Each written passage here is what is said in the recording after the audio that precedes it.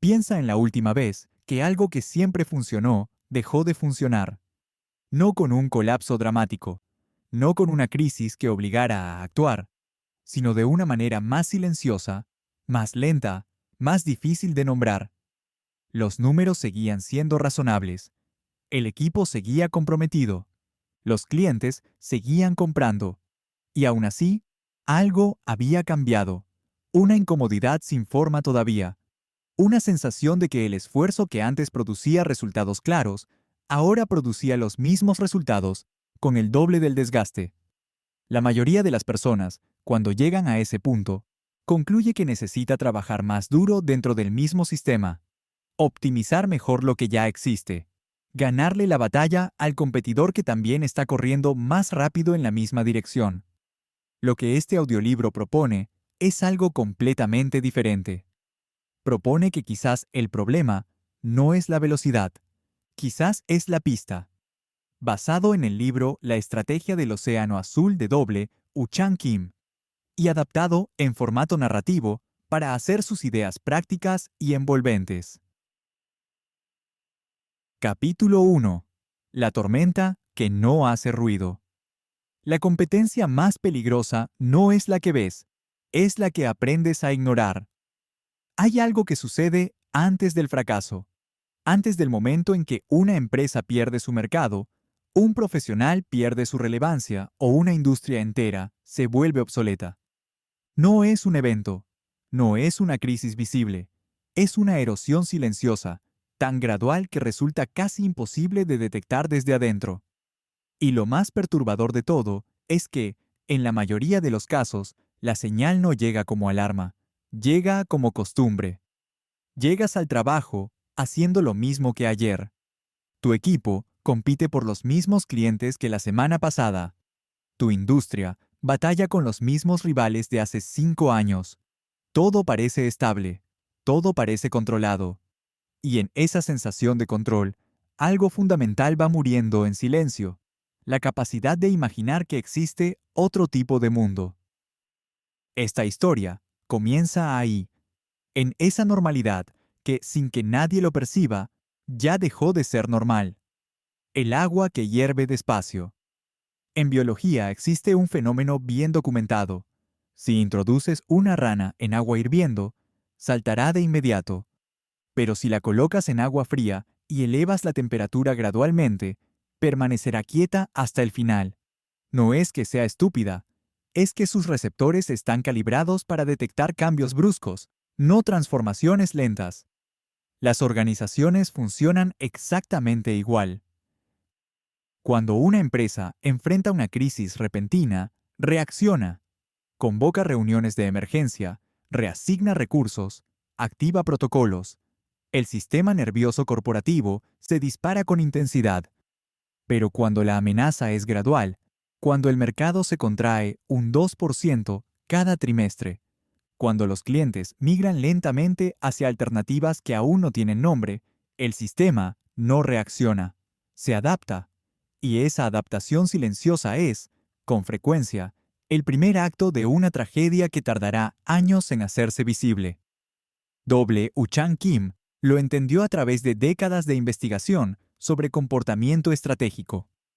No estudiando empresas que colapsaron de golpe, sino empresas que colapsaron lentamente mientras todos a su alrededor creían que estaban bien. La pregunta que lo obsesionó no fue ¿por qué fracasan las empresas?, sino algo más perturbador: ¿por qué siguen compitiendo en océanos que ya están muertos? La respuesta no estaba en la estrategia, estaba en la percepción. El mapa que todos comparten. Imagina que eres el director estratégico de una empresa mediana en cualquier industria. Tienes años de experiencia. Conoces a tus competidores con precisión casi quirúrgica. Sabes cuánto cobran, qué ofrecen, en qué segmentos operan, qué debilidades tienen. Tus reuniones de planificación giran en torno a ese mapa. Tu estrategia se construye sobre él. Tu éxito se mide en relación a él.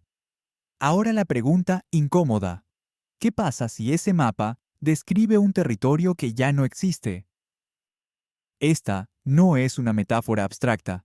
Es el diagnóstico preciso de lo que ocurre cuando una industria entera entra en lo que Kim denominó el océano rojo, un espacio de mercado tan densamente competido que las reglas del juego se han fosilizado.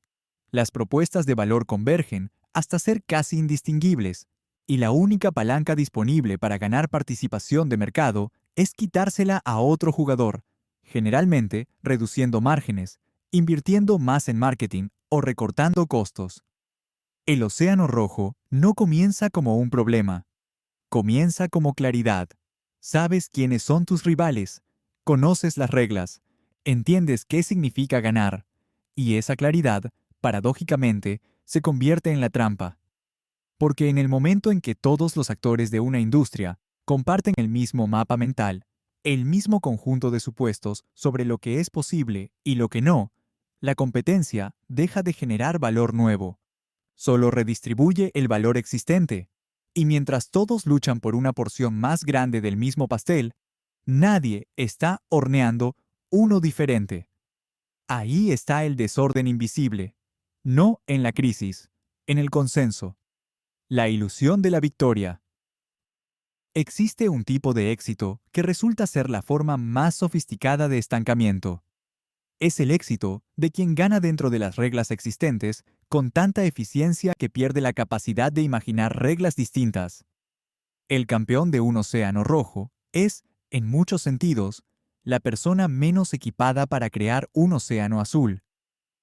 No porque le falte talento, sino porque tiene demasiado invertido en la narrativa actual.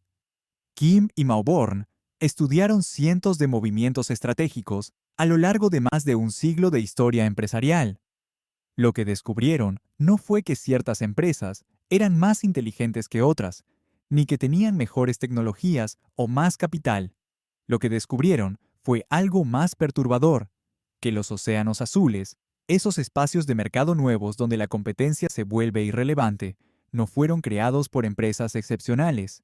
Fueron creados por empresas que se atrevieron a mirar el mundo desde un ángulo que los demás habían decidido ignorar.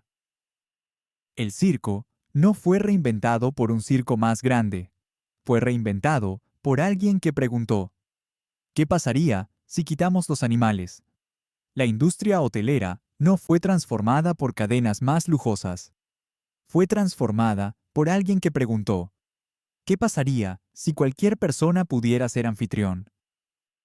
La música no evolucionó hacia mejores reproductores de CD, evolucionó hacia la desaparición del C de como concepto. En todos estos casos, la disrupción no llegó del interior del mapa compartido. Llegó de alguien que tuvo el coraje o la ingenuidad de preguntar si el mapa era correcto. Lo que el cuerpo sabe antes que la mente.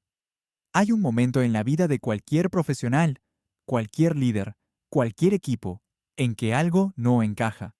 Una incomodidad que no tiene nombre todavía. Una reunión que termina bien pero deja un sabor extraño.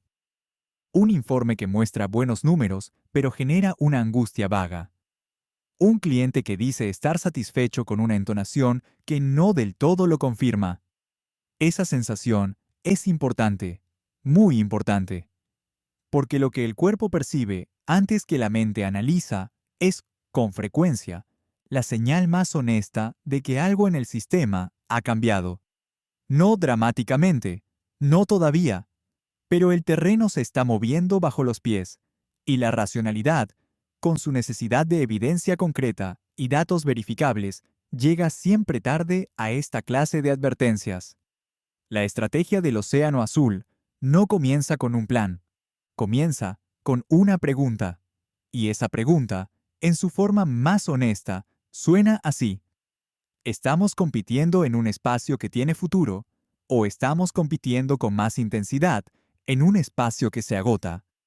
Esta no es una pregunta fácil, porque hacerla implica aceptar la posibilidad de que todo el esfuerzo invertido, todo el aprendizaje acumulado, todos los años de perfeccionamiento dentro de las reglas actuales, puedan estar siendo dedicados a un juego que ya está perdiendo relevancia.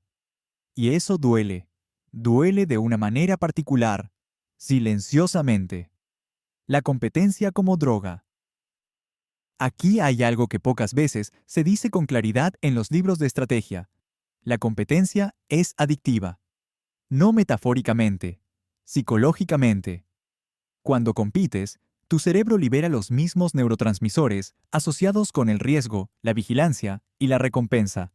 Monitoreas a tus rivales con una intensidad casi obsesiva.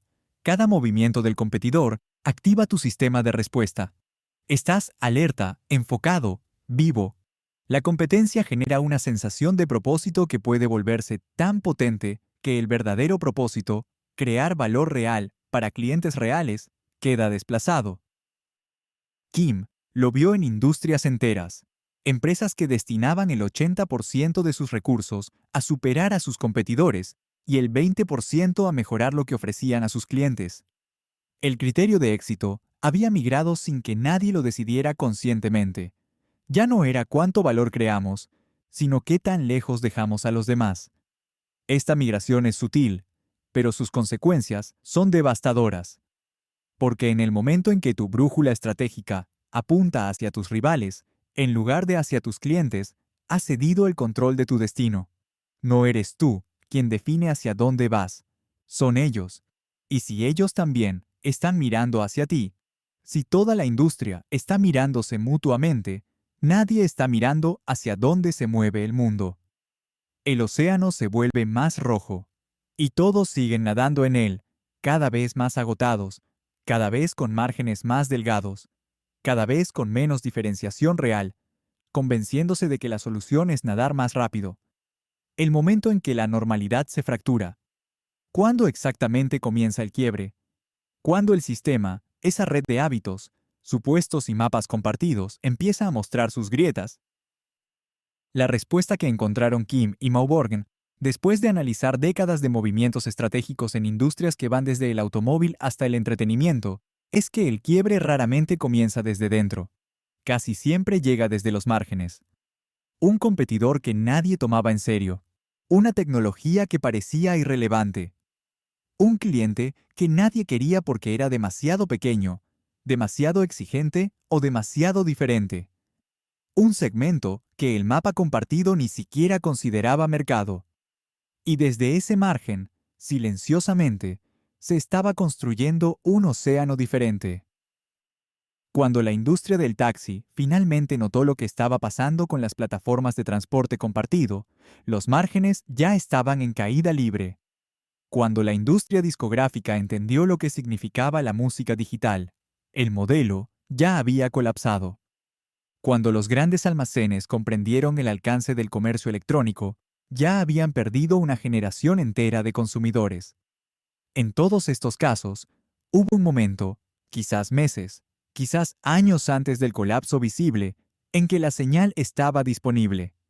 En que alguien en alguna sala de juntas dijo algo parecido a «esto podría cambiar las cosas», y en que la respuesta colectiva fue, con distintas variaciones del mismo argumento, «no aplica a nuestro sector, nuestros clientes son diferentes, la regulación nos protege, tenemos una ventaja competitiva establecida».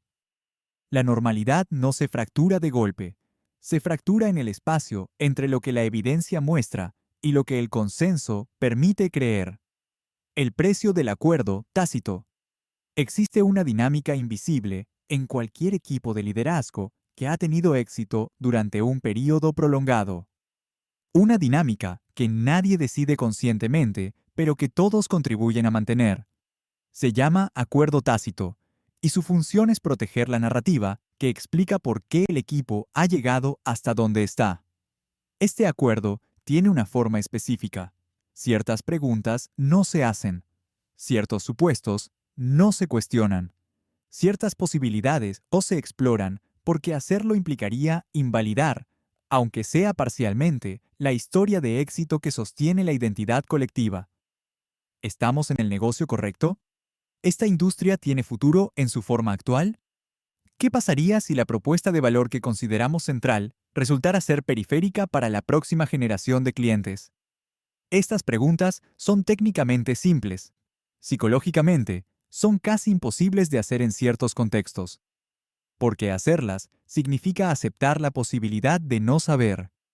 Y en una cultura que premia la certeza, la dirección y la confianza ejecutiva, La incertidumbre genuina se percibe como debilidad.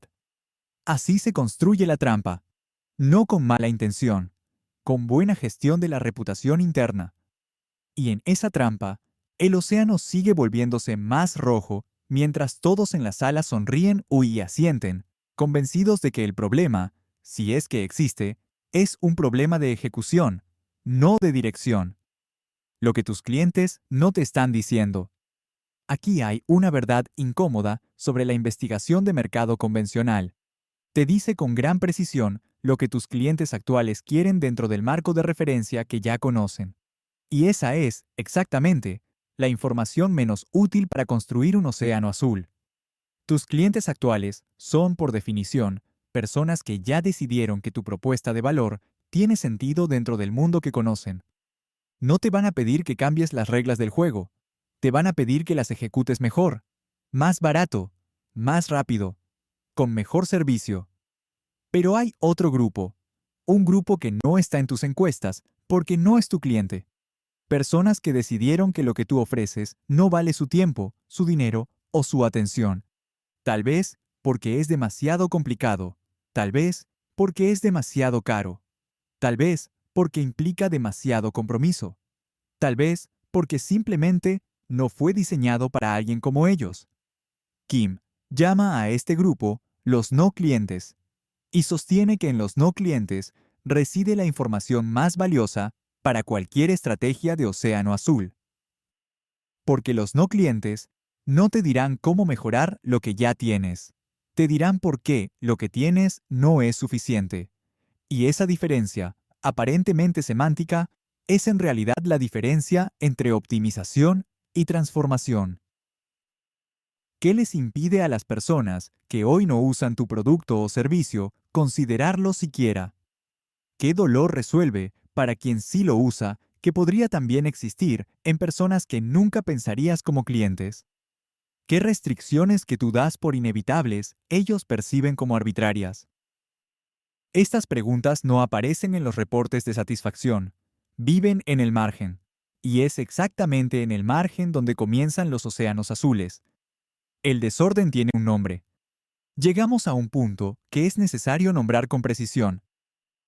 El desorden invisible que hemos explorado en este capítulo no es incompetencia, no es falta de recursos, no es ausencia de talento, es algo más sofisticado y más difícil de corregir. Es una arquitectura mental que fue perfectamente funcional para un contexto que está dejando de existir. Las mismas capacidades que te llevaron al liderazgo dentro de un océano rojo, la capacidad de analizar a tus competidores, de ejecutar con eficiencia, de optimizar dentro de las reglas existentes, son las capacidades que te hacen invisible frente a la posibilidad del océano azul. No porque sean malas capacidades, sino porque apuntan en una dirección diferente. El liderazgo en un océano rojo requiere la habilidad de ser mejor dentro de un juego definido. El liderazgo en un océano azul requiere algo más extraño y más incómodo: la habilidad de redefinir qué juego se está jugando. Y esa transición no es estratégica en primer lugar, es perceptual, porque antes de poder cambiar la estrategia, necesitas poder ver que la estrategia actual está respondiendo preguntas que ya no son las más importantes. Eso es, en esencia, lo que quiebra la normalidad. No el fracaso, la percepción del fracaso que aún no llegó, pero que ya está en camino. El umbral. Existe un momento singular en la experiencia de cualquier organización que ha decidido repensar su estrategia desde los fundamentos. Un momento que no aparece en los manuales de gestión porque es difícil de describir sin que suene a crisis, pero que en realidad es algo diferente. Es un umbral. El umbral es el instante en que un equipo, un líder o incluso una persona mirándose al espejo acepta que las herramientas que usó para llegar hasta aquí podrían no ser las herramientas que necesita para llegar al siguiente lugar, que el mapa que ha guiado las decisiones durante años podría estar describiendo un territorio que está cambiando, que la certeza con que se ha actuado puede haber sido, en parte, una forma de gestionar la incomodidad de no saber. Ese umbral es el inicio de todo. No porque al cruzarlo aparezcan las respuestas, sino porque al cruzarlo, por primera vez, se empiezan a hacer las preguntas correctas. Y las preguntas correctas, en estrategia como en vida, son siempre más valiosas que las respuestas correctas a las preguntas equivocadas. En el siguiente capítulo, exploraremos el mecanismo que convierte esa percepción en una metodología, el momento en que la incomodidad se transforma en sistema, en que la pregunta encuentra su forma, en que el océano azul deja de ser metáfora y se convierte en herramienta. Pero antes de llegar ahí, quédate un momento con esto. La mayoría no colapsa por no saber competir. Colapsa por seguir compitiendo con maestría en un juego que ya no importa. Capítulo 2. El arquitecto que nadie vio venir. El valor no se crea compitiendo mejor, se crea rediseñando las preguntas que la competencia nunca se hizo. Durante más de 100 años, la industria del circo operó bajo el mismo conjunto de supuestos: animales exóticos, acróbatas de alto riesgo, un maestro de ceremonias que guiaba al público entre actos, 3 pistas simultáneas diseñadas para sobreestimular los sentidos. El objetivo era siempre el mismo: ofrecer más de lo que el espectador esperaba, más peligro, más exotismo, más espectáculo. El problema era que el mundo había cambiado. Los movimientos por los derechos de los animales erosionaban la legitimidad del circo tradicional. Las opciones de entretenimiento se habían multiplicado exponencialmente. Los niños, que históricamente habían sido el público central, migraban hacia pantallas interactivas con una velocidad que ninguna carpa podía igualar. Los costos operativos de mantener animales, transportar infraestructura y sostener una compañía de alto riesgo se volvían cada vez más difíciles de justificar con una taquilla en declive. Y en ese escenario, mientras los grandes circos de la época invertían millones en hacer más grande lo que ya existía, un grupo de artistas callejeros canadienses hizo una pregunta diferente. No preguntaron cómo mejorar el circo, preguntaron qué era lo que la gente realmente quería de una noche de teatro espectacular. Y cuando tuvieron esa respuesta, rediseñaron todo desde cero. Nació el Cirque du Soleil, y con él nació la demostración más clara de lo que Kim y Mauborgne llamaron innovación en valor, el mecanismo que hace posible los océanos azules. Lo que separa la innovación del ruido. Existe una confusión profunda en el lenguaje empresarial contemporáneo sobre lo que significa innovar. La palabra se usa con tanta frecuencia y con tanta ligereza que ha perdido casi todo su peso conceptual. Se llama innovación a un nuevo sabor de producto, a una actualización de interfaz, a una campaña publicitaria disruptiva, a una mejora incremental en el proceso de entrega. Pero hay una diferencia estructural entre innovación técnica e innovación en valor, y esa diferencia es precisamente la que separa los movimientos estratégicos que crean océanos azules de los que simplemente agitan el agua en los rojos. Innovación técnica ocurre cuando una empresa mejora su capacidad de hacer lo que ya hace, produce el mismo resultado de manera más eficiente, más rápida o con mayor calidad.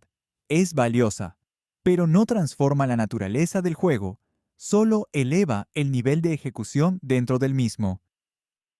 La innovación en valor ocurre cuando una empresa logra simultáneamente reducir costos y aumentar el valor percibido por el cliente, no como resultado de un compromiso entre ambas fuerzas, sino como consecuencia de haber rediseñado las variables del juego mismo. Esta distinción suena simple en papel, en práctica, es casi revolucionaria, porque la lógica convencional de la estrategia asume que costo y valor son fuerzas opuestas. Para ofrecer más valor, hay que incurrir en más costos. Para reducir costos, hay que sacrificar valor. El océano azul niega ese axioma, y lo niega no con optimismo voluntarista, sino con metodología concreta. El esquema de las 4 acciones. Kim y Mauborgne desarrollaron una herramienta que hoy se conoce como el esquema de las 4 acciones. Es elegante en su simplicidad y brutal en sus implicaciones. Consiste en hacer 4 preguntas sobre cualquier industria, producto o servicio, preguntas que la lógica del Océano Rojo nunca se formula porque sus respuestas implican cuestionar los fundamentos mismos del juego.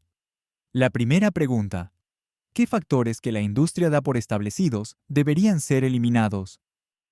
Esta pregunta apunta directamente a las variables que todos asumen como necesarias, pero que en realidad son legados históricos de cómo el negocio surgió, no de lo que el cliente genuinamente necesita.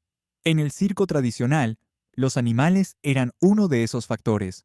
En la banca tradicional, las sucursales físicas en cada esquina eran otro. En el taxi, la necesidad de conocer la ciudad de memoria era un tercero.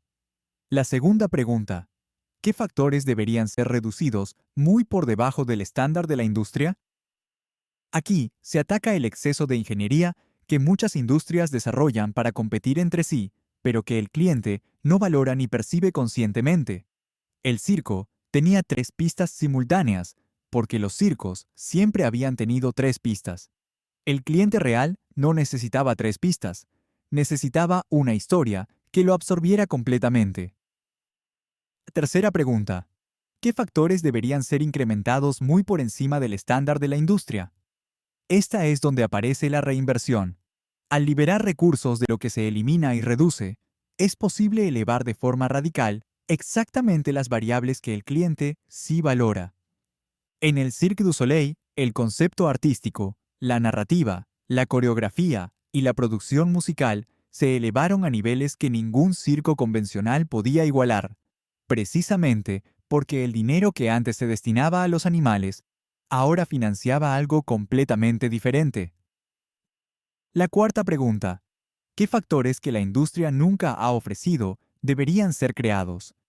Esta es la más difícil y la más transformadora, porque implica mirar hacia fuera del mapa compartido y preguntarse: ¿qué está buscando el no cliente que hoy no encuentra en ninguna de las opciones disponibles?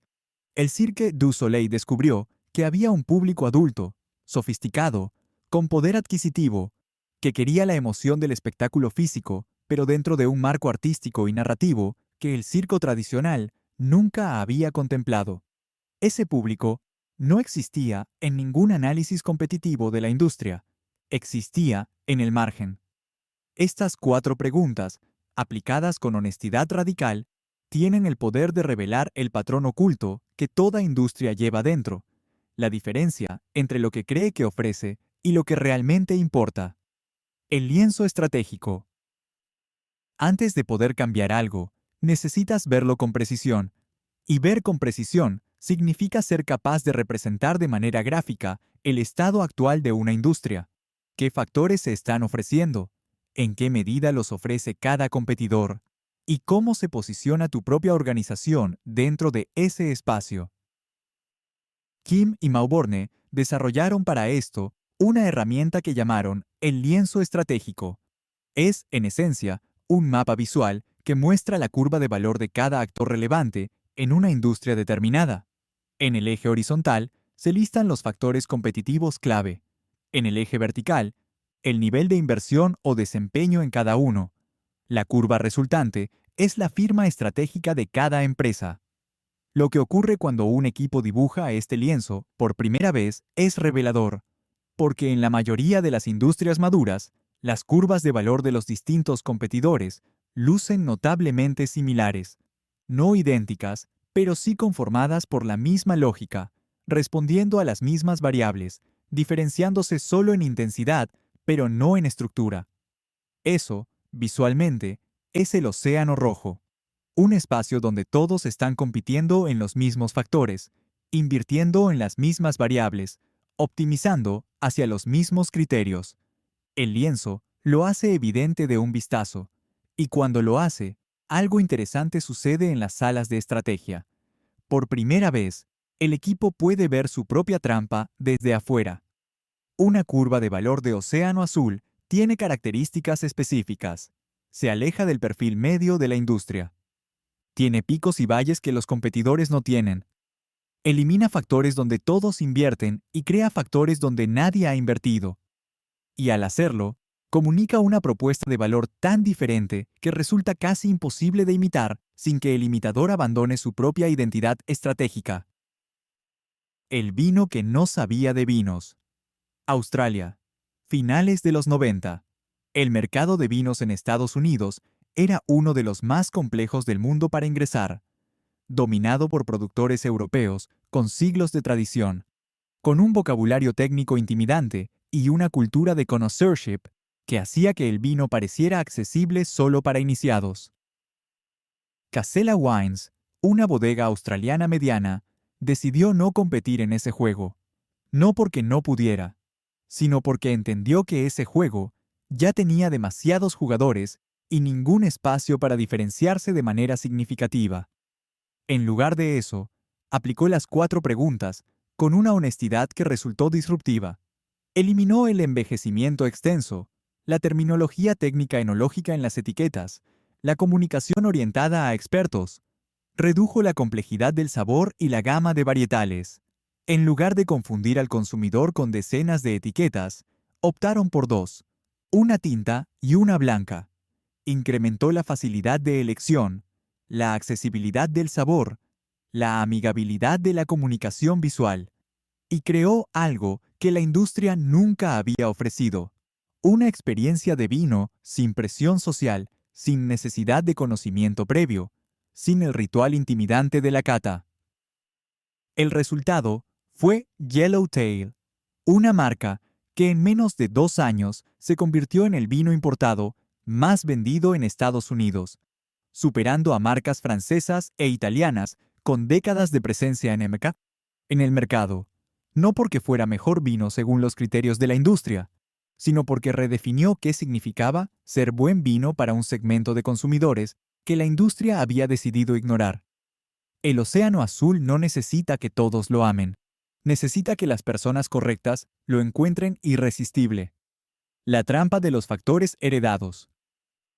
Los animales en el circo no existían porque fueran esenciales para el espectáculo. Existían porque el circo nació en la tradición ecuestre del siglo XVIII, y los animales eran el vehículo original del asombro cuando no había efectos especiales ni coreografías sofisticadas. Con el tiempo, se volvieron parte de la identidad del circo. Y esa identidad se confundió con necesidad. La terminología enológica intimidante en el vino no existía porque ayudara al consumidor a elegir mejor. Existía porque el mundo del vino fue construido por y para expertos, y esa cultura se había perpetuado sin que nadie se preguntara si servía a quienes no eran expertos. Kim llama a estos factores heredados los supuestos de la industria. Son las verdades no cuestionadas que estructuran la competencia, y son, paradójicamente, la fuente más rica de oportunidades para quien se atreve a preguntarles por qué. Porque cuando preguntas por qué a un supuesto de la industria, una de 2 cosas ocurre: o encuentras una razón sólida que justifica su existencia y aprendes algo importante sobre lo que realmente crea valor, o descubres que no hay razón sólida, que el supuesto existe simplemente porque siempre ha existido, y en ese momento tienes en tus manos el material con que se construyen los océanos azules. La pregunta más poderosa en estrategia no es ¿cómo hacemos esto mejor? Es ¿por qué seguimos haciendo esto? Los 3 niveles del no cliente. Kim distingue 3 niveles de no clientes, y cada uno revela información de naturaleza diferente. El primer nivel, los que están al borde, son personas que utilizan tu producto o servicio de manera mínima, a regañadientes, porque no encontraron nada mejor. No son clientes leales ni satisfechos. Son clientes de transición, buscando activamente una alternativa que aún no existe. Entender que los tiene en ese estado de insatisfacción latente es el primer mapa hacia el océano azul. El segundo nivel, los que se niegan a participar, son personas que conocen tu industria, han considerado participar en ella y conscientemente decidieron que no valía la pena. Sus razones son una mina de información estratégica.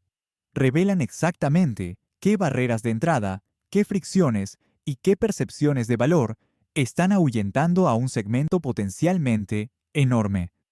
El tercer nivel, los inexplorados. Son personas que nunca han sido consideradas como clientes potenciales por la industria.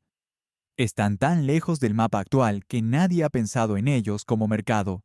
Pero son precisamente los que, cuando una empresa logra diseñar una propuesta de valor radicalmente diferente, se convierten en la base de un nuevo océano.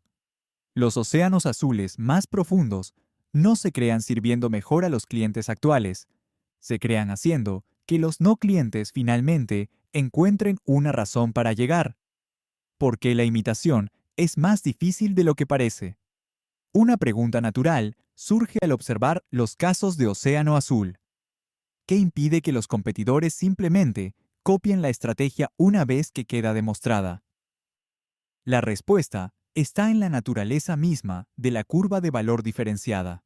Una empresa que ha optimizado durante años su operación para competir en los factores del océano rojo tiene sus procesos, sus inversiones, su cultura y su identidad organizacional alineados con esos factores.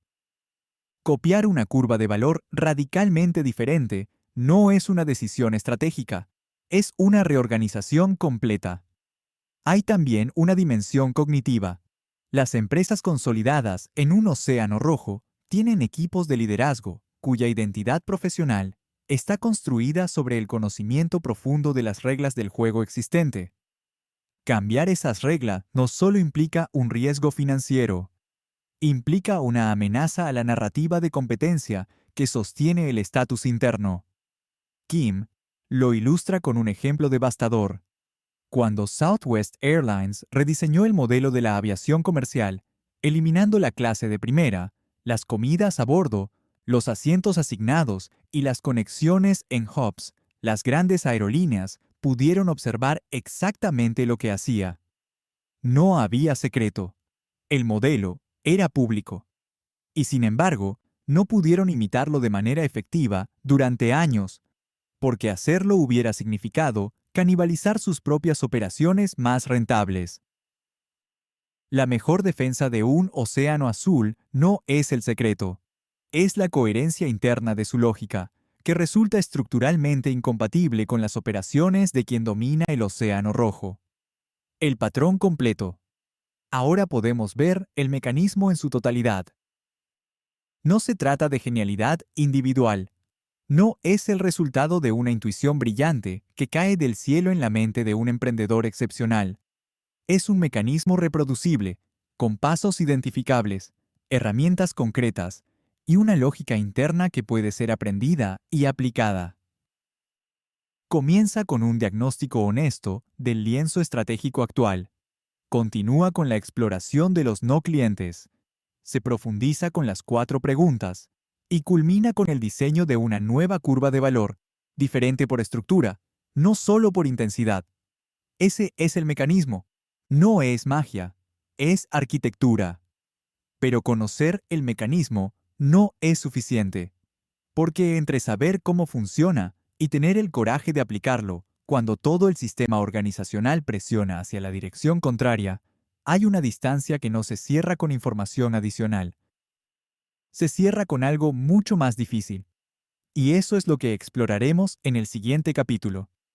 El patrón oculto de toda industria no está en los competidores, está en los supuestos que nadie se atrevió a interrogar. Quien los interroga, primero, no compite. Diseña. Capítulo 3. El peso de lo que ya funciona. El mayor obstáculo para construir algo nuevo rara vez es la falta de ideas, es la lealtad inconsciente a lo que ya existe. Hay una escena que se repite con una regularidad perturbadora en las organizaciones que intentan transformarse estratégicamente. Ocurre generalmente semanas o meses después de que el equipo de liderazgo ha completado el análisis, ha visto el lienzo estratégico, ha identificado el océano rojo en que opera y ha esbozado, con genuino entusiasmo, la dirección hacia un espacio nuevo. La escena ocurre en una reunión que parece ordinaria. Alguien presenta el avance del proyecto de transformación. Los números son alentadores. La dirección es clara. Y entonces, sin que nadie lo planifique, sin que nadie lo decida conscientemente, la conversación empieza a gravitarse hacia otro lado, hacia los clientes actuales, que podrían sentirse desatendidos si el enfoque cambia, hacia los ingresos presentes, que financian la operación mientras se construye el nuevo modelo, hacia los equipos que llevan años desarrollando competencias en exactamente los factores que el nuevo lienzo propone eliminar, hacia la junta directiva que aprobó una estrategia basada en supuestos que el nuevo enfoque pone en entredicho. Y lentamente, sin que nadie lo nombre, sin que nadie lo vote, el plan se ajusta, se suaviza, se hace más compatible con lo existente, pierde los bordes que los hacían diferente, y termina siendo, en el mejor de los casos, una versión ligeramente renovada del océano rojo que ya habitaban. Esto no es cobardía, es algo más complejo, más humano y más difícil de resolver que la simple falta de valentía. Es el peso de lo que ya funciona. La paradoja del éxito previo. Existe una ironía cruel en el corazón de cualquier proceso de transformación estratégica. Las organizaciones que más necesitan cambiar son, con frecuencia, las que tienen más razones para no hacerlo. Una empresa que lleva una década siendo líder en su industria tiene algo que las startups no tienen. Evidencia. Evidencia de que su modelo funciona. Evidencia de que sus procesos generan resultados. Evidencia de que su forma de entender el mercado ha sido correcta repetidamente durante años. Y esa evidencia, que en el pasado fue el combustible del crecimiento, se convierte en el ancla que dificulta el movimiento hacia adelante. Porque cuando una organización ha construido su identidad sobre un conjunto particular de capacidades, cuando sus líderes han ascendido, demostrando excelencia en exactamente esas capacidades, cuando su cultura interna celebra y recompensa el dominio de las reglas existentes, proponer que esas reglas cambien no es solo una decisión estratégica, es una amenaza existencial a la narrativa que sostiene todo. No a la empresa, a las personas dentro de la empresa. Las 4 formas de resistencia que nunca se llaman resistencia. La resistencia organizacional al cambio estratégico rara vez se presenta como resistencia abierta. Lo que ocurre es más sutil, más sofisticado y, por eso mismo, más difícil de neutralizar. La primera forma es la resistencia analítica. Se manifiesta como una solicitud razonable de más datos, más estudios, más validación antes de proceder.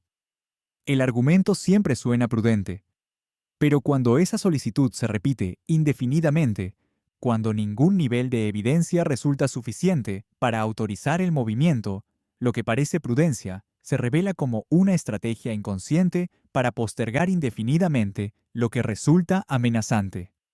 La segunda forma es la resistencia por fragmentación. Consiste en segmentar la iniciativa de transformación en proyectos piloto tan pequeños y tan desconectados de la operación central que su eventual éxito no genera aprendizaje sistémico ni impulso organizacional. La organización puede afirmar que está innovando sin tener que comprometerse realmente con la incomodidad de transformarse. La tercera forma es la resistencia por reencuadre.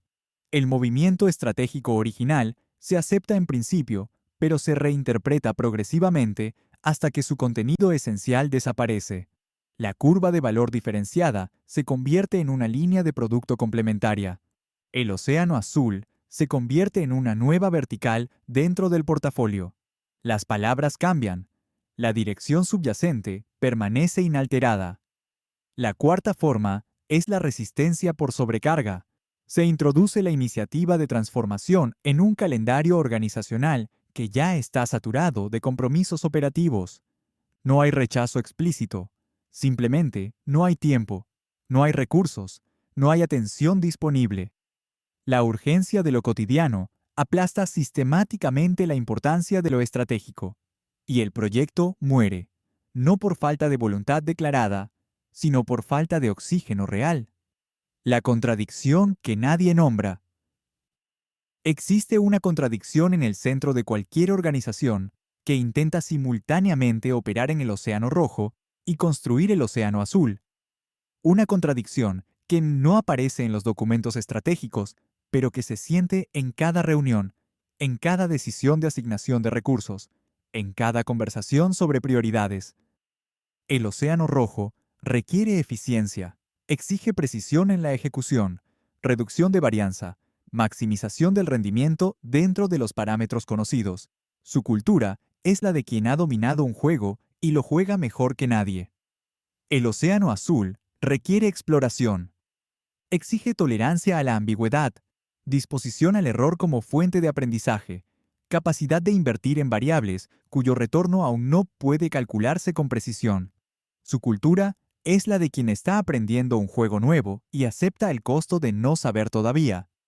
Estas dos culturas no coexisten fácilmente, y cuando una organización intenta habitarlas simultáneamente, sin una separación clara de recursos, equipos, métricas y horizontes de tiempo, lo que ocurre es predecible. La cultura del Océano Rojo gana. Siempre. Gana porque tiene resultados inmediatos que mostrar. Gana porque cuando hay que elegir a qué apagar el incendio de hoy, la respuesta siempre favorece lo urgente sobre lo importante. El caso Blockbuster. En el año 2000, Blockbuster era la empresa de alquiler de videos más poderosa del mundo. Más de 9.000 tiendas en 60 países. Más de 60 millones de socios registrados. Un modelo de negocio probado, rentable, con economías de escala que ningún competidor podía replicar fácilmente. Y en ese mismo año, una pequeña empresa llamada Netflix llegó a ofrecer una asociación estratégica. Netflix era entonces un servicio de alquiler de DVDs por correo con apenas algunos millones de suscriptores y pérdidas operativas significativas. La propuesta era simple. Blockbuster compraría Netflix por $50 millones. Los ejecutivos de Blockbuster declinaron la oferta. No porque fueran incompetentes, sino porque el análisis desde adentro del Océano Rojo producía conclusiones perfectamente racionales. Netflix era una empresa pequeña con pérdidas, en un segmento de nicho. La amenaza no era visible desde donde estaban parados. Lo que no podían ver, atrapados en la lógica de su propio lienzo estratégico, era que Netflix no estaba compitiendo con Blockbuster. Estaba redefiniendo qué significaba acceder al entretenimiento en casa, las multas por devolución tardía, la necesidad de desplazarse físicamente, la limitación del inventario local. Estos eran los factores que nadie en Blockbuster había identificado como el problema real, porque desde adentro de un modelo que funcionaba, esos factores no parecían problemas, parecían condiciones naturales del negocio. Para 2010, Blockbuster estaba en quiebra. Netflix tenía 20 millones de suscriptores. La resistencia interna no necesita malicia para ser devastadora. Le basta con ser consistente. El liderazgo en el punto crítico. Kim introduce un concepto que resulta incómodo para quienes prefieren pensar en la estrategia como un proceso puramente analítico. Lo llama liderazgo en el punto de inflexión, y su premisa central es que transformar una organización hacia el Océano Azul requiere una clase de intervención que no está en ningún manual de gestión convencional. No se trata de convencer a todos, se trata de identificar con precisión quirúrgica a quienes hay que convencer primero. En toda organización existe un pequeño grupo de personas cuya influencia informal es desproporcionada respecto a su posición en el organigrama. No son necesariamente los de mayor jerarquía. Son los que otros escuchan cuando se forman opiniones, los que generan confianza en los pasillos.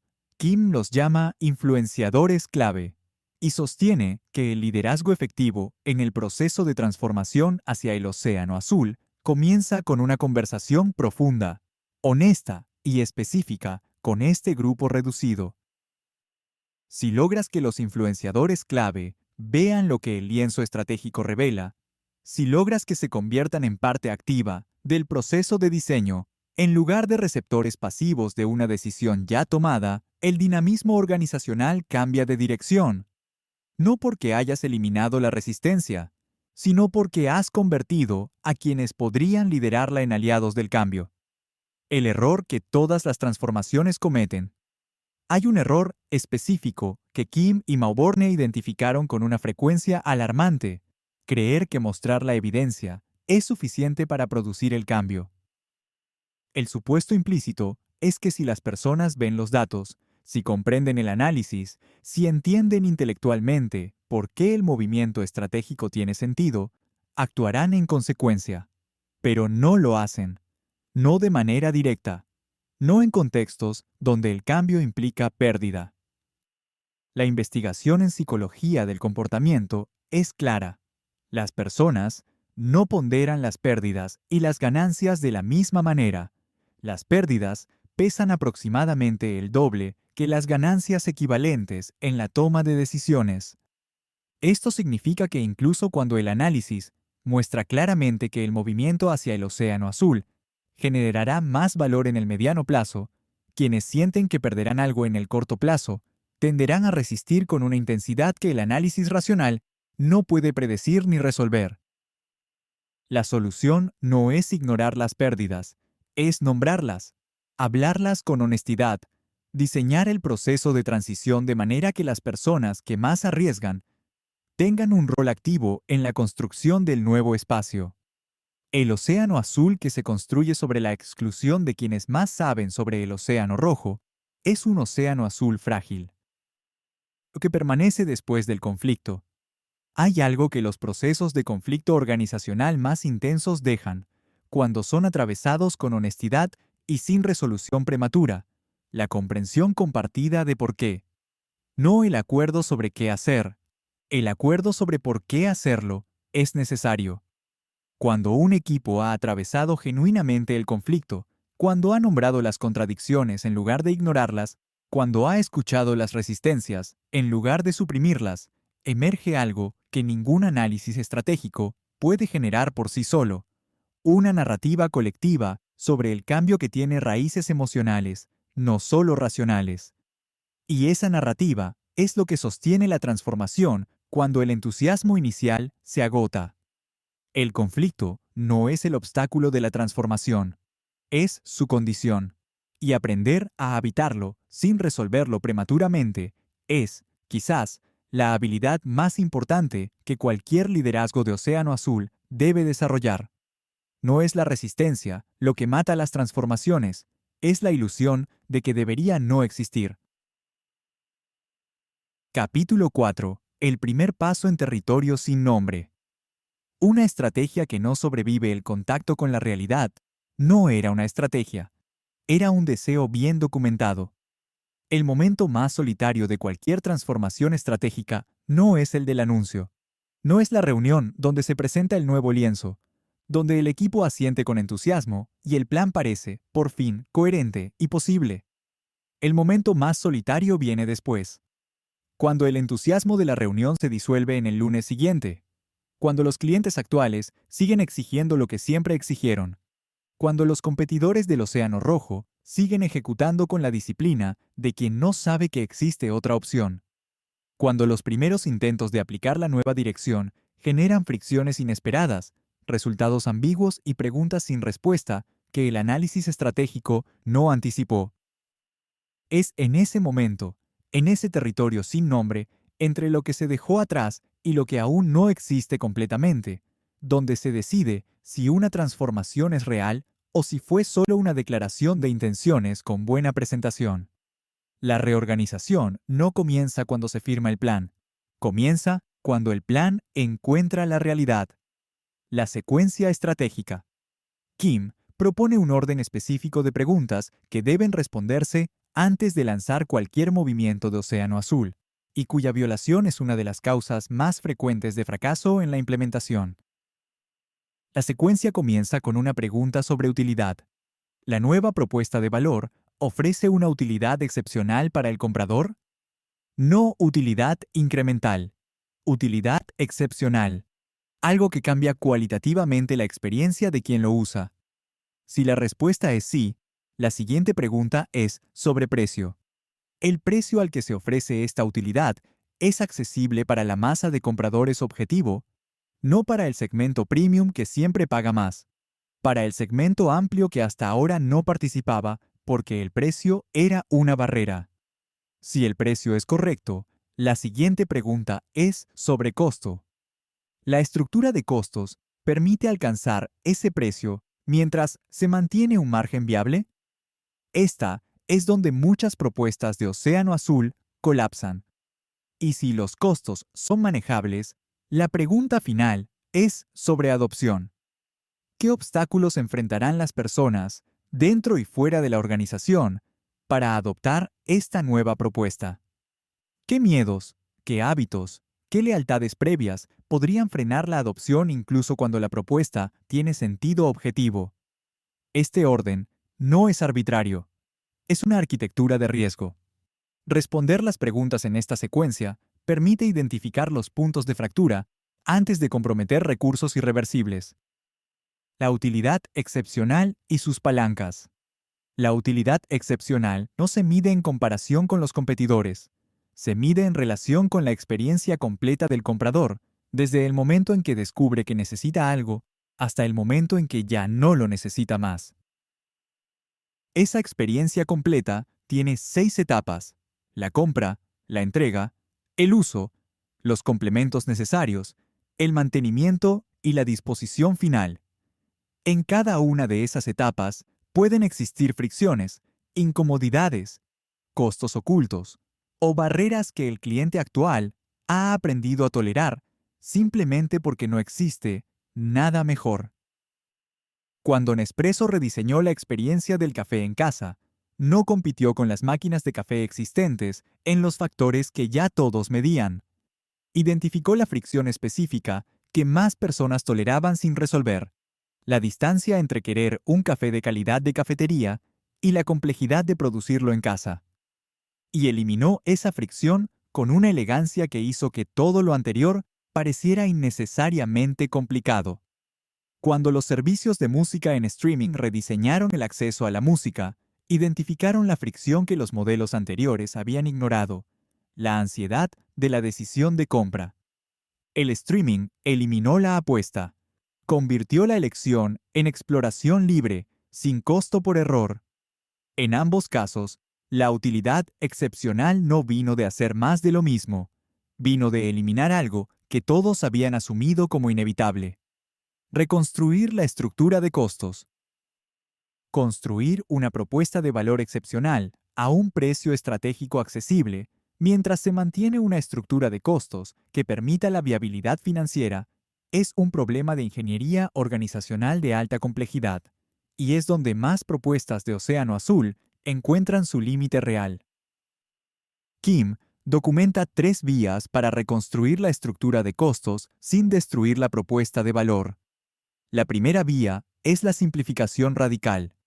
Implica eliminar no solo los factores que el lienzo estratégico identificó como candidatos a reducir, sino también las estructuras organizativas y los procesos que existían para sostener esos factores. Cuando Cirque du Soleil eliminó los animales, no solo redujo el costo de los animales, eliminó los entrenadores, los veterinarios, el seguro especial, la infraestructura de transporte. La simplificación fue sistémica, no parcial.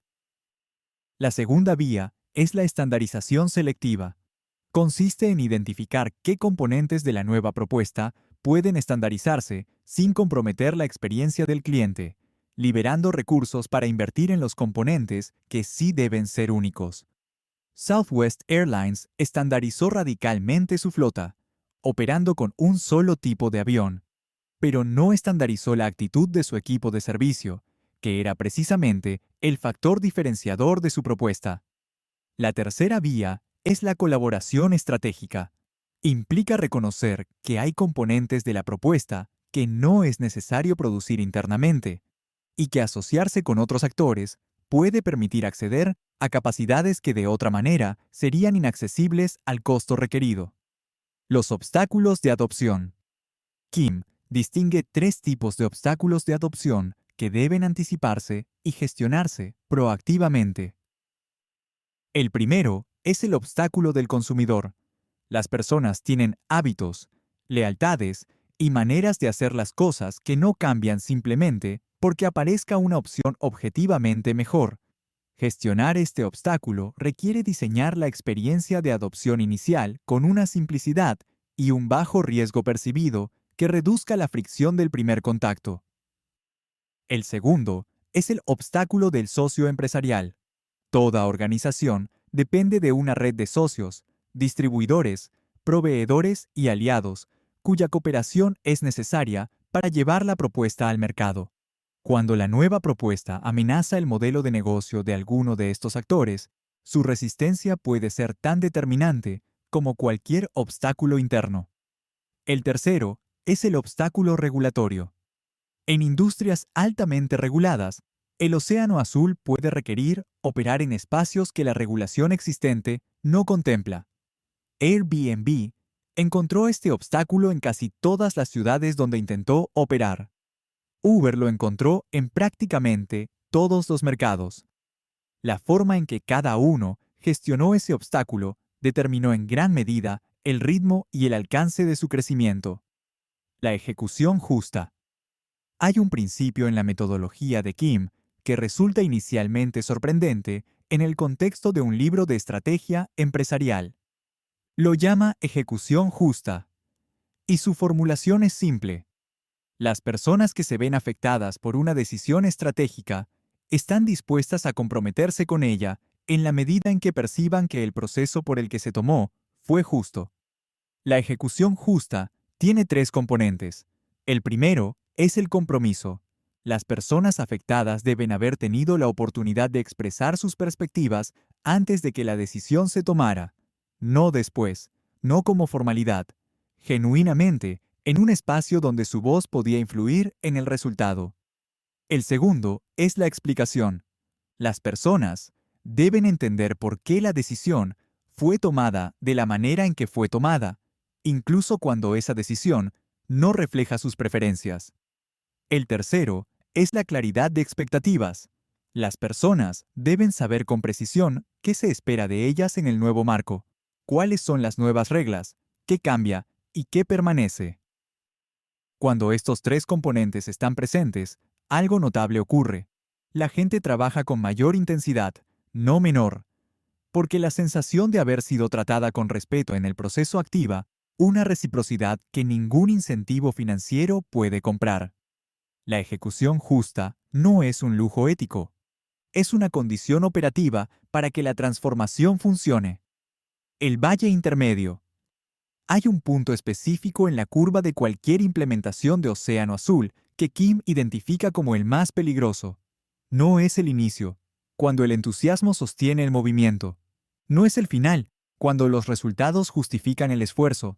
Es el punto intermedio, el valle donde los resultados del nuevo modelo aún no son suficientemente claros y los resultados del modelo anterior han comenzado a declinar por el desvío de recursos y atención. En ese valle, la presión para revertir es máxima. Los que resistían el cambio desde el inicio señalan los números. Los que apoyaban el cambio empiezan a dudar en privado. Y el liderazgo enfrenta el momento de mayor soledad del proceso. Las organizaciones que sobreviven el valle son las que, desde el diseño, definieron también indicadores de tracción temprana. El ritmo de adopción entre los primeros usuarios, la calidad de la experiencia de los no clientes que prueban la propuesta por primera vez, la velocidad con que el boca a boca orgánico se propaga. Estos indicadores no reemplazan a los financieros, pero en el valle intermedio son la única evidencia disponible de que la dirección es correcta. Y esa evidencia, aunque imperfecta, es lo que permite mantener el rumbo cuando todo lo demás presiona hacia la retirada. Cuando la aplicación revela la verdad. Hay algo que la aplicación bajo tensión real revela que ningún análisis estratégico previo puede revelar completamente: la diferencia entre lo que una organización dice que valora y lo que realmente valora cuando tiene que elegir. Los valores reales solo se revelan en el momento de la elección difícil, cuando hay que decidir entre el resultado de corto plazo y la dirección de largo plazo, entre la comodidad del cliente actual y la apertura hacia el no cliente. La reorganización que comienza no es solo una reorganización de la propuesta de valor, es una reorganización de la comprensión que la organización tiene de sí misma Y ese es el trabajo más profundo, el más difícil y el más duradero de todos los que el Océano Azul exige. Una estrategia no se demuestra en el diseño, se demuestra en la primera decisión difícil que contradice el camino fácil. Ese es el momento en que la dirección se convierte en identidad. Capítulo 5. Lo que no puedes dejar de ver. El mayor regalo que una idea puede darte no es la solución, es la incapacidad de volver a ver el problema de la misma manera. Hay transformaciones que terminan cuando el proyecto termina, el equipo se dispersa, los documentos quedan archivados, la nueva propuesta se integra a la operación cotidiana y, poco a poco, lo que fue un movimiento audaz se convierte en el nuevo statu quo. El océano azul, que costó tanto diseñar y tanto implementar, empieza, inexorablemente, a poblarse de imitadores. El agua que era azul comienza a teñirse. Y entonces, alguien en la sala dice, con una naturalidad que en otro momento habría resultado imposible, necesitamos pensar en el próximo movimiento. Esa frase, pronunciada sin drama, sin el peso existencial que tenía la primera vez que alguien sugirió que iba a salir del Océano Rojo, es la señal más elocuente de que algo fundamental ha cambiado. No en la estrategia, en la persona que la dice.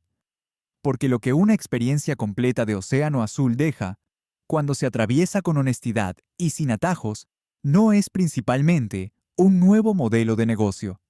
Es una nueva forma de ver, una capacidad que, una vez activada, no puede desactivarse. Una manera de mirar cualquier industria, cualquier mercado, cualquier situación de aparente inevitabilidad y preguntarse, con una calma que antes era imposible, ¿qué supuestos sostienen esto? ¿Qué pasaría si no fueran ciertos? Eso es el legado real del Océano Azul.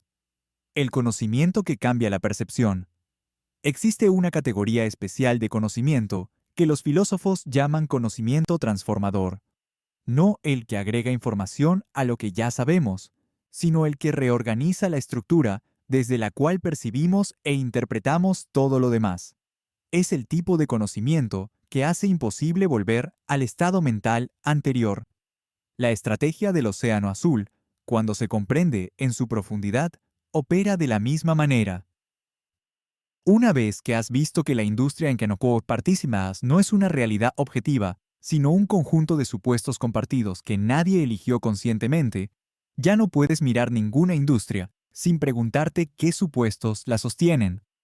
Una vez que has entendido que los no clientes contienen más información estratégica que los clientes actuales, ya no puedes leer un reporte de satisfacción sin sentir la ausencia de las voces que no están en él. Una vez que has diseñado una curva de valor radicalmente diferente, ya no puedes mirar la curva de valor de tu industria sin ver exactamente qué tan parecidas son las de todos los actores que creen competir entre sí. Este cambio de percepción no es un beneficio colateral del proceso, es su resultado más duradero, porque los mercados cambian, las propuestas de valor tienen fechas de vencimiento, los océanos azules se vuelven rojos, pero la capacidad de diseñar el siguiente movimiento, si está incorporada en la manera de ver, no caduca. La renovación continua como práctica. Uno de los malentendidos más comunes sobre la metodología del Océano Azul es concebirla como un evento, un proceso que se inicia, se implementa y se completa, después del cual la organización puede volver a una modalidad más estable. Kim es explícito sobre este punto. El Océano Azul no es un destino, es una capacidad de movimiento. Las organizaciones que lo comprenden como destino están, desde el inicio, construyendo las condiciones de su propio estancamiento futuro. Los océanos azules más longevos no son los que encontraron el espacio perfecto y lo explotaron indefinidamente. Son los que construyeron en su interior la disposición de iniciar el siguiente ciclo antes de que el actual terminara de declinarse. Tienen equipos cuya función principal es mirar hacia los márgenes de su industria, escuchar a los no clientes, cuestionar los supuestos que el resto de la organización da por establecidos, no en un taller de innovación anual, sino como postura cotidiana ante la realidad. Lo que el océano azul revela sobre la competencia. La competencia, en el paradigma del océano rojo, es de suma cero. Lo que yo gano, tú lo pierdes. Esta lógica produce vigilancia obsesiva del competidor, guerra de precios, erosión de márgenes y, eventualmente, una homogeneización de las propuestas que deja a todos peor que al inicio. El océano azul propone algo radicalmente diferente, que la creación de valor genuino no es de suma cero, que cuando una empresa diseña una propuesta que cambia cualitativamente la experiencia de sus usuarios, no lo hace necesariamente a expensas de otro actor, lo hace expandiendo el tamaño total del espacio de valor disponible. El Cirque du Soleil no creció quitándole clientes a los circos existentes. Creó clientes que no existían antes. Nespresso no creció reduciendo la participación de los fabricantes de café tradicionales. Creó un segmento que no había existido en esa forma. En todos estos casos, el crecimiento no fue a expensas de alguien más, fue a expensas de lo que no existía todavía. Y esta comprensión cambia la pregunta fundamental que una organización se hace sobre su razón de existir. Ya no es, ¿cómo ganamos más que los demás?, sino, ¿qué valor podemos crear que todavía no existe en el mundo? El legado en las personas, no en los planes. Los planes estratégicos tienen vida útil. Los documentos de visión se desactualizan. Los lienzos estratégicos, que hoy describen con precisión una industria, en 5 años describirán una realidad que ya no existe exactamente así. Pero hay algo que no tiene la misma fecha de vencimiento. Algo que, cuando se instala genuinamente en una persona, en un equipo, en una cultura organizacional, permanece operativo a través de los cambios de contexto, de mercado, de tecnología y de estructura. Es la manera de hacer preguntas. Una persona que ha aprendido a preguntarse qué supuestos sostienen una situación antes de aceptarla como inevitable, llevará esa capacidad a cada industria en que trabaje, a cada mercado que analice, a cada decisión que tome. Una persona que ha aprendido a buscar al no cliente antes de optimizar para el cliente actual tendrá una ventaja perceptual que la investigación de mercado convencional no puede replicar. Esta mentalidad no se adquiere leyendo el libro, se adquiere atravesando el proceso, y una vez adquirida, no se pierde fácilmente. Tu océano azul personal. Hay una dimensión de la estrategia del océano azul que merece ser expandida con honestidad, su aplicabilidad a la vida individual. Cada persona opera dentro de un lienzo estratégico personal. Tiene una curva de valor que define cómo compite o cómo se diferencia en el mercado de sus capacidades, su atención, su tiempo y su contribución. Y en la mayoría de los casos, esa curva se construyó de manera reactiva, respondiendo a las expectativas del entorno, compitiendo en los factores que otros definieron como importantes, midiendo el éxito con criterios que alguien más estableció. La pregunta del océano azul, aplicada a la vida profesional, suena así. ¿Estás compitiendo en factores que genuinamente crean valor para quien importa? ¿O estás optimizando para ser mejor en la versión que el entorno espera de ti? ¿Qué eliminarías si pudieras? ¿Qué reducirías sin miedo si el espacio liberado pudiera destinarse a algo diferente? ¿Qué incrementarías radicalmente si no tuvieras miedo de la reacción del entorno? ¿Qué crearías si empezaras desde cero? Estas preguntas no tienen respuesta fácil, pero el hecho de que sean difíciles no significa que deban evitarse. Significa exactamente lo contrario, que contienen en su incomodidad la información más honesta disponible sobre dónde reside el potencial que aún no ha encontrado su forma. La tesis que el libro no dice pero contiene. Toda obra intelectual de verdadera profundidad contiene, en su interior, una tesis que trasciende su formulación explícita. En La estrategia del océano azul, esa tesis podría formularse así. La mayoría de los límites que percibimos en un mercado, en una industria, en una situación o en nosotros mismos, no son límites reales, son límites percibidos, sostenidos por el consenso de quienes han acordado, sin explicitarlo, que esos son los bordes del campo de juego. Y la capacidad de cuestionar esos límites, de preguntarnos si puedes ganar dentro de ellos, sino si los límites mismos son necesarios, es la capacidad estratégica más profunda que existe. Porque lo que es convencional puede cambiarse, lo que es heredado puede cuestionarse, y lo que hoy parece el único camino posible mañana puede resultar ser solo el camino más transitado. Lo que permanece. Al final de este recorrido, después de haber atravesado el desorden invisible de la normalidad que se fractura, el patrón oculto que el mecanismo revela, el conflicto interno que toda transformación profunda exige, la aplicación bajo tensión real que decide si la dirección es genuina, llegamos al punto que ninguna sesión estratégica suele alcanzar. La pregunta que permanece después de que todas las respuestas han sido dadas. Esa pregunta es esta. ¿Qué ves ahora que antes no podías ver? No en el mercado, no en la industria, en ti mismo, en tu manera de relacionarte con lo que parece fijo, en tu disposición a cuestionar lo que todos asumen, en tu tolerancia a la incomodidad de no saber todavía, como condición necesaria de cualquier movimiento hacia lo que todavía no existe. Si el proceso fue genuino, si se atravesó con honestidad y sin atajos, la respuesta a esa pregunta debería ser incómoda. Debería revelar algo que ahora resulta difícil de ignorar. Esa incomodidad no es una señal de que algo salió mal. Es la señal más clara de que algo salió bien.